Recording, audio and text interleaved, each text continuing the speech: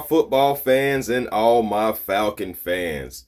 Now, the Falcons are shaking up their roster, but they're also bringing back some familiar faces. Now, the most notable hire is the special teams hire, and we already know after a brutal 2025 season on kickoffs, punts, field position, the Atlanta Falcons brought in a new special teams coordinator from the Dolphins staff.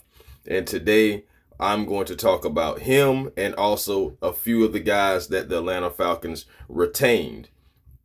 Now, let's get into Craig Ackerman.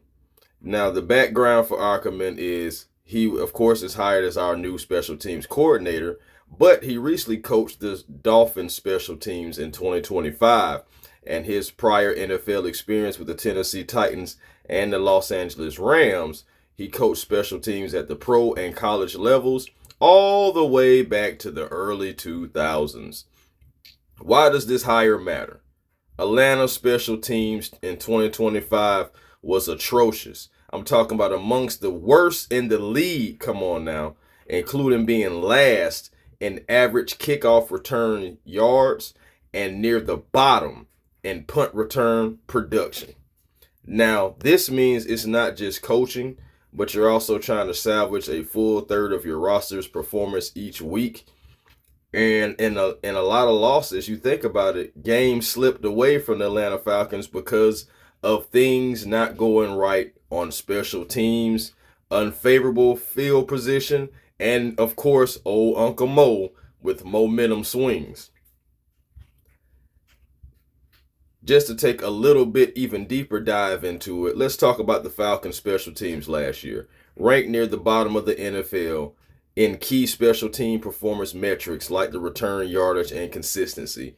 Also, the kick return yards allowed were extremely low compared to most teams, one of the worst in the league. Now, as far as the Dolphins special teams, it wasn't elite, okay? I'm not going to sit up here and lie to you. But it was better than Atlanta's, finishing around the 20s in league rankings. And also when you think about the field goal percentage, the execution were solid, often in the top 10 for converting kicks.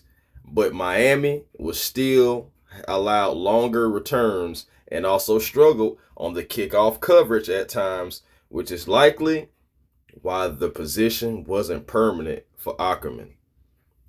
Now, Atlanta's unit was consistently worse than the Dolphins, okay? Consistently. But even though Miami wasn't at the top of the special team squad, this hire is aimed to narrow the gap. And also, it's not an auto win, but I do believe that special team success needs discipline, tackling fundamentals, and also a scheme execution. It's not just a name, you know? So, let's talk about now our retained Justin Hood, secondary coach. The Falcons blocked 49ers from attempting to interview Hood, and that was a good sign, likely that they wanted to keep him because they valued him. Now, Hood has been with the Falcons for the last 2 seasons and has had an important role in the defense that ranked 6th in interceptions in 2025. Again, that's 6th in interceptions in 2025. Moving on to Nate Ollie. Retained him after a record-breaking sack season for the Falcons line. His players consistently pressured the quarterback and contribute to Atlanta's defensive identity. That's what we really needed. And I said it last year, and I will continue to say it. Nate Ollie has been our biggest acquisition as far as coaching in a long time. Again, record-breaking sacks, 57 for the Atlanta Falcons, and having those guys in the trenches ready to get after it. So happy that we're keeping Nate Ollie. Also, not to be outdone, Kevin Kroger, he is retained. Michael Petrie is also retained. The tight ends coach, which is Kevin, double K, he had helped Kyle Pitts have his most productive season since his rookie season. I think that should not be overshadowed. Also, Michael Petrie, come on now, running backs coach, Bijan Robinson. Need I say more? Okay, I will say more. Tyler Algier. But I also wanted to just take a quick dive into Robert Prince. Robert Prince is a wide receivers coach who is following our special teams coach, Ackerman, to the Atlanta Falcons. He is a NFL veteran with experience coaching elite receivers.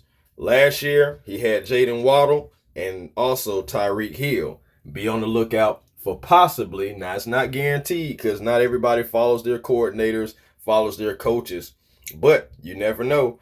The Falcons could pick up the phone for a Tyreek Hill. Just saying. But either way it goes, guys, these are the coaches that are now going to be with the Atlanta Falcons, joining Tommy Reeves, joining Bill Callahan, Coach Brick.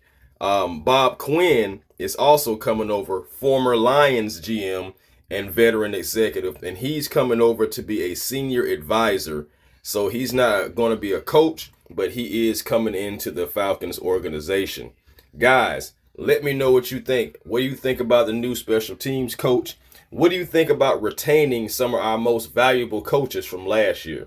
Please drop it in the comments. Until next time, peace and blessings to you all. Chris Tipmore, and I will holler. A1 Forever Sports.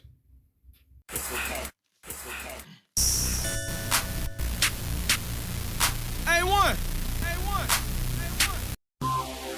Big play, big play. A1.